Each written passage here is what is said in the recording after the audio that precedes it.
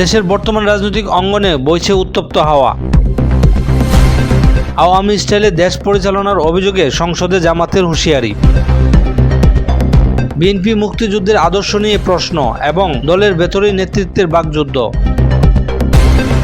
কোন দিকে যাচ্ছে দেশের রাজনীতি? আসসালামু আলাইকুম, এখনকার সংবাদে আপনাকে স্বাগত। এতক্ষণ শুনছিলেন শিরোনাম, এখন বিস্তারিত।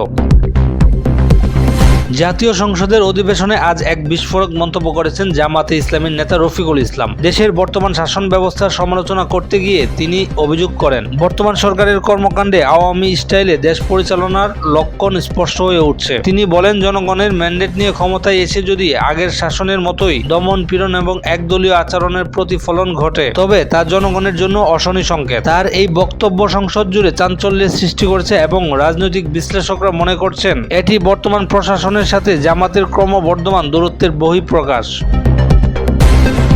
একই সময়ে জামাতের আরেক প্রভাবশালী নেতা আজহারুল ইসলাম সরাসরি বিএনপিকে লক্ষ্য করে এক বিতর্কিত প্রশ্ন ছুড়ে দিয়েছেন। তিনি প্রশ্ন তোলেন, বিএনপি কিভাবে নিজেদের মুক্তিযুদ্ধের দল হিসেবে দাবি করতে পারে? আজহারুল ইসলামের মতে, স্বাধীনতার মূল আদর্শ ও চেতনা রক্ষায় বিএনপির ভূমিকা নিয়ে জনমনে সংশয় রয়েছে। এই মন্তব্য রাজনৈতিক মহলে নতুন করে বিতর্কের জন্ম দিয়েছে। বিশ্লেষকদের মতে, ক্ষমতার বলে জায়গা করে নেওয়া এবং জোটগত সমীকরণে নিজেদের অবস্থান আরও শক্ত করতেই জামাতের শীর্ষ নেতারা এখন দীর্ঘদিনের মিত্র বিএনপির বিরুদ্ধে এমন সরাসরি অবস্থান নিচ্ছেন।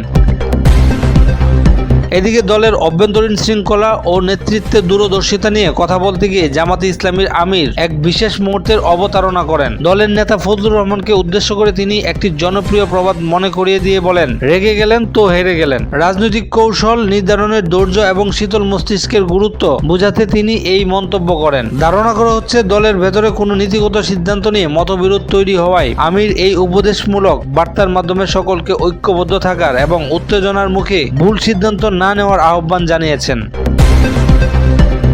এদিকে আওয়ামী স্টাইলের বিরোধিতা, অন্যদিকে বিএনপির ভিত্তি নিয়ে প্রশ্ন। জামাতের এই দ্বিমুখী আক্রমণ দেশের রাজনীতির মেরুকরণকে স্পষ্ট করেছে। একদিকে যখন বিরোধী দলগুলো ঐক্যবদ্ধ হওয়ার কথা বলছে, তখন জামাতের এই কঠোর অবস্থান কি জোট ভাঙার ইঙ্গিত নাকি দর কষাকষির নতুন কৌশল, তা নিয়ে প্রশ্ন উঠছে। তবে জামাতের আমির ধৈর্য ধারণের পরামর্শ এটাই ইঙ্গিত দেয় যে দলটি আগামী নির্বাচনে বা আন্দোলনে একক শক্তিশালী শক্তি হিসেবে আত্মপ্রকাশ করতে চায়। এই রাজনৈতিক বাকযুদ্ধ আগামী দিনগুলোতে রাজপথের উত্তাপ আরো বাড়িয়ে দেবে বলে ধারণা করা হচ্ছে।